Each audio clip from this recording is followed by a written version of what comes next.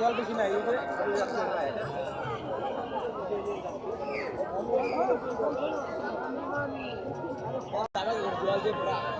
জল বেশি নাই আর 2 দিন পরে হলেও তাকে চলে যেতে হবে। আমি কাকে নিয়ে থাকবো? আমার যে আর কেউ রইল না, আপন বলতে কেউ রইল না। আমি কার সঙ্গে থাকবো বলো?